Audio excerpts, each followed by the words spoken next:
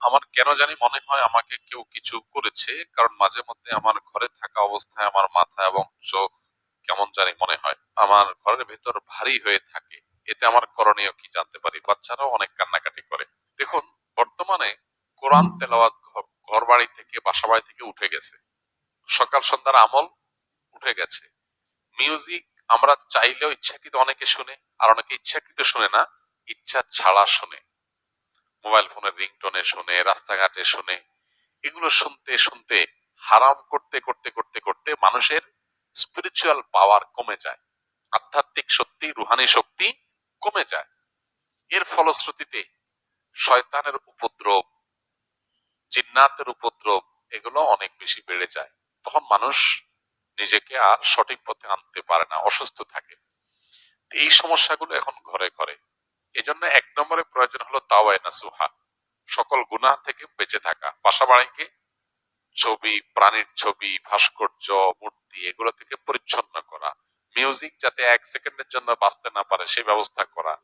এবং সেই সাথে বাসা বাড়িতে সকল মাসনুন আমল, রক্ষা কবচ আমল, সকাল সন্ধ্যার দোয়া, প্রবেশের সময় বিসমিল্লাহ, বের হওয়ার সময় বিসমিল্লাহ, সালাম দিয়ে প্রবেশ, এই আমলগুলো নিয়মিত করা। কোরআনে কারীমের তেলাওয়াত যেই বাসায় উচ্চস্বরে নিয়মিত হয় আর অন্যান্য হারামগুলো থেকে বেঁচে থাকা হয়, সেই বাসায় দুষ্টজনের উপদ্রব বা সেহের, ব্ল্যাক ম্যাজিক কাজ করবে না। এই জন্য এই আমলগুলো আমাদের বাড়ানো দরকার।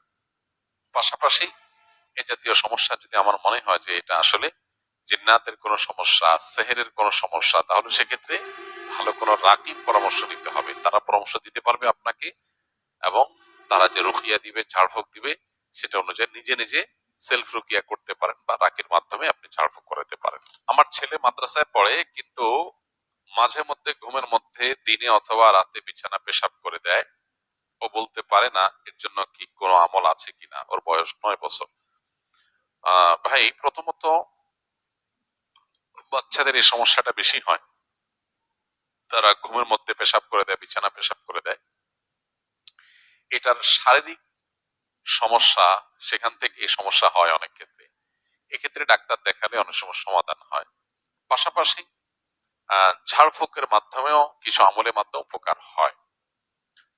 স্পেসিফিক কোনো আমল কোরআন বা হাদিসে আলাদা করে উল্লেখ করা নাই যে বিছানা পেশাবের জন্য এই আমল।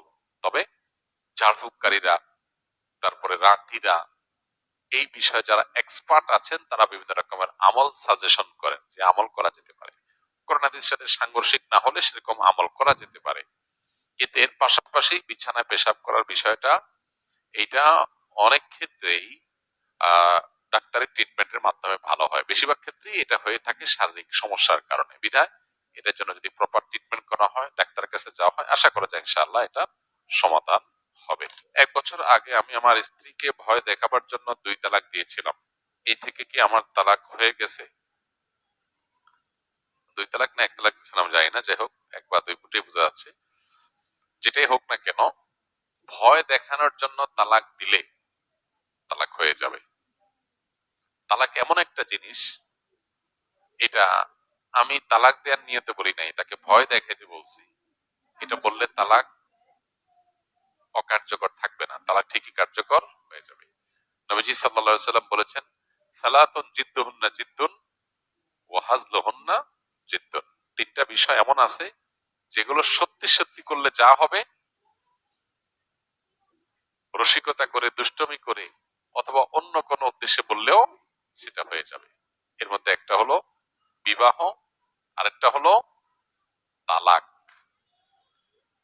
এই যে বিবাহ, তালাক, এগুলো কিন্তু দুষ্টমি করে বললেও হয়ে যাবে, আবার সত্যি সত্যি বললেও হয়ে যাবে। এখন আপনি ভয় দেখানোর জন্য যদি বলেন যে তোমাকে তালাক দিলাম, তাহলে তালাক হয়ে যাবে।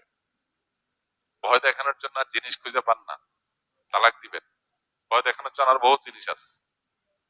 আপনি ভয় দেখানোর জন্য একজনের বুকে ছুরি মেরে দিচ্ছেন, বুকে ছুরি মেরে দিচ্ছেন কেন? ভয় দেখানোর জন্য। কি বলেন? লোকটা মরে যাবে না বেঁচে থাকবে? যদি বলেন যে না, আমি তো মারার জন্য মারি নাই, ভয় দেখানোর জন্য মারছিলাম, এই কথা বললে কি লোকটা বেঁচে যাবে? তালাকটা এরকম। অনেকে তালাক সম্পর্কে জানেন না। এই জন্য আমি অনুরোধ করি, যারা বিয়ে শাদী করেন নাই, বিয়ের আগে তালাক সম্পর্কে ভালো করে জেনে নেন। তালাক সম্পর্কে যদি না জানেন, কখন কি সর্বনাশ করে ফেলবেন নিজেরটা নিজে টের পাবেন না। এবার আমাদের সতর্ক থাকতে হবে। আল্লাহ আমাদের বোঝার তৌফিক দান করুন।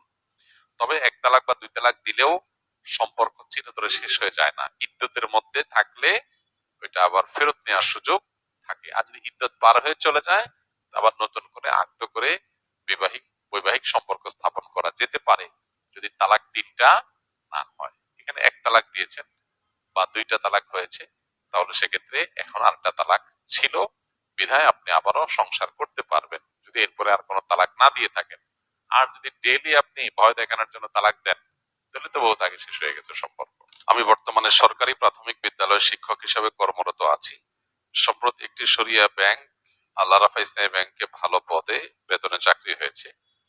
এমত অবস্থা আমার কোনটি বেছে নেওয়া উচিত? উল্লেখ্য, এই দুটি চাকরির কোনটি আমি চূড়ান্ত ক্যারিয়ার হিসাবে নিতে চাই না, যদি আল্লাহ তাআলা সরকারি প্রথম শ্রেণীর একটি হালাল চাকরির ব্যবস্থা করে দেন। ভাই আমার, আপনার ভবিষ্যৎ পরিকল্পনা যেটাই থাকুক না কেন, আমি বলতে চাই ব্যাংকের চাকরির বিপরীতে যদি শিক্ষকতার চাকরি পাওয়া যায়, সন্দেহাতীত ভাবে শিক্ষকতার চাকরিকে ব্যাংকের চাকরির পরে প্রায়োরিটি দেওয়া উচিত, অগ্রাধিকার দেওয়া উচিত। প্রথমত, আমাদের মানসিকতার মধ্যে একটা জিনিস সেট হয়ে গেছে যে আমাদের অনেক টাকা দরকার। এই জিনিসটা আমাদের সবার মানসিকতার মধ্যে সেট হয়ে গেছে। ভোগবাদী পৃথিবীটাকে এমন ভাবে সাজিয়েছে যে এখানে সবাই টাকা পয়সা কামাই করতে পারলে নিজেকে মনে করে আমি সাকসেস, আমি সফল। মানুষ সুখের পথ এটা নিশ্চিত করবার জন্য যতটা চেষ্টা করে, তার চেয়ে বেশি টাকা কামাই করার চেষ্টা করে।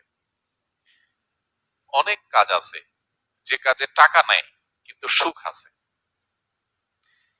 এখন এই পৃথিবীতে অবশ্য আমরা চিন্তাও করতে পারি না টাকা না থাকলে আবার সুখ থাকে কেমনে, টাকা ছাড়া আবার সুখ হয় কিভাবে, আমরা চিন্তাই করতে পারি না। এখানে চলে আসে নবী সাল্লাল্লাহু আলাইহি ওয়াসাল্লামের সেই হাদিস, যেখানে তিনি বলেছেন, লাইসাল গিনা বিকাসরাতিল আরব ওয়ালাকিন্নাল গিনা গিনান নাফস। অনেক সম্পদ, এটার মালিক হয়ে যাওয়া, এটা মূলত ধনী হওয়া নয়। আসল ধনী হওয়া হলো মানসিক ভাবে ধনী হওয়া। কোনো মানুষ যদি অল্প পেয়ে সে যদি বলে আলহামদুলিল্লাহ, আমারটা যা পাইছি এটা নিয়ে আমি অনেক সুখী, আমার আর চাহিদা নাই আল্লাহর কাছে, আমার তৃপ্তি আছে, আমি আল্লাহকে শুকরিয়া জানাই, আমার আর দরকার নেই, এই লোকটা ধনী। কারণ তার আর অভাব নাই, তার অন্তরে কোনো সংকীর্ণতা নাই, সে ধনী। আরেকজনের অনেক আছে কিন্তু এরপরও তার যদি আরো চাহিদা থাকে, তাহলে সে ধনী না, সে মূলত গরিব, কারণ অভাব আছে। তো এই জন্য কিছু কিছু কাজ আছে যে কাজে টাকা নাই কিন্তু প্রচন্ড তৃপ্তি আছে। যেমন শিক্ষকতা, আমি একজনকে একটা জিনিস শেখাবো, কিছু মানুষকে কিছু জিনিস শেখাবো, তারা ভালো কিছু শিখবে, তাদের জীবন গঠন করবে। আমি যদি স্কুলে শিক্ষক হব, স্কুলে ছেলে মেয়েদের, বাচ্চাদেরকে আমি পাঠদানের ফাঁকে ফাঁকে তাদের মধ্যে ভালো মানুষ হওয়ার প্রেরণা এটা জাগ্রত করে তুলবো। হয়তো একটা বাচ্চা ছেলে, সে আমার সঠিক গাইডলাইন পেয়ে আল্লাহমুখী হয়ে যাবে, ভালো মুসলিম হবে, ভালো মানুষ হবে, তাহলে আমি এখানে একটা ভালো ইনপুট দিতে পারলাম, এর আউটপুট আসবে, খুব ভালো কিছু আশা করা যায়।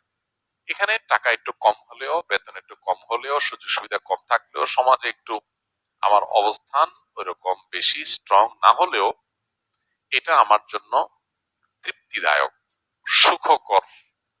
এর বিপরীতে আরেক জায়গায় আমি সার্ভিস দিচ্ছি কোম্পানিকে, বিনিময়ে কিছু টাকা পাচ্ছি, সেখানে আসলে সমাজ, ব্যক্তি, মানুষের প্রতি আমার কোনো বিশেষ